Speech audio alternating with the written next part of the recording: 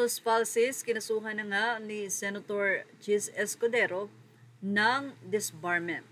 Ito yung matapos nga na ilan sa mga panghihiya sa social media ang ginawa ng nasabi nga pong abogado sa mismong kanyang social media account.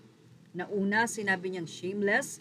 Pangalawa ay ang bulok na keso. At ang pangatlo ay ang nasabi nga pong war Senate President na hindi nagustuhan ang mga salitang ito ng senador na si Chis Escudero.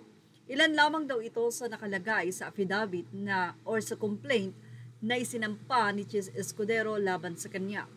Ipinagtanggol ni Jesus Falsis ang sarili sa nasabing interview sa kanya sa One News, kung saan sinabi niya rin na confidential ang nasabing kaso pero nagsalita din ito. Confidential pala sa ng mga netizen. Bakit nagbanggit ka pa? Matapang din ang mga naging banat ni Jesus Falsis sa senador at inilabas ito ng ilang mga artikulo.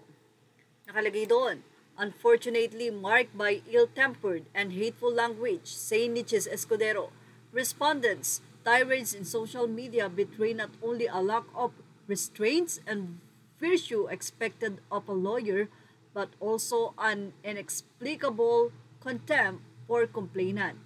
Say ni Falsis, sino dapat madisbar? Ako na galit sa korupsyon o ang mga politikon accused of kickbacks and budget insertions? And why publicize a disbarment proceeding that the Supreme Court has said should be confidential?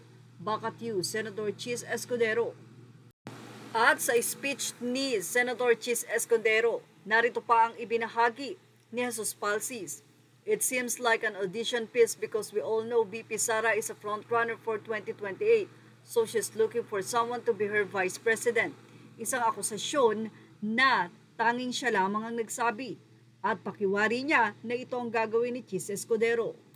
Sa nasabi nga pong interview kay Jesus Falsis sa One News, narito ang naging comment ng mga netizen. Yun naman pala, pagka-disbar mo, maging political analyst ka na lang. Very good. Dahil ayon nga sa kanya, it's a political analyst lang ang kanyang opinyon. Iiyak ka talaga sa bunganga mo na putak ng putak. Malinis yang si Escudero, kaya lang siya nagkakaganyan dahil kay Romualdez na gusto siyang isali si Escudero sa issue. Pero dapat maunawaan nyo mga ob-ob, bayaran. May ilang netizen din ang kumampi kay Jesus Falsis. Say ng isa, nakalimutan niya ata na ang abogado para ding doktor. Meron kayong sinusunod na ethics kung hindi ka abogado, siguro may point ka. Ba't kasi nag-abogado ka? Say pa ng isa, papadisbar yung abogadong wala namang kinurakot. Sa korte ka na lang po magpaliwanag, huwag sa SOCMED. Anyway, yan ang ating Showbiz Now update. Images are all credit to the rightful owners. Thank you for watching Showbiz Now. Please like, share, and subscribe.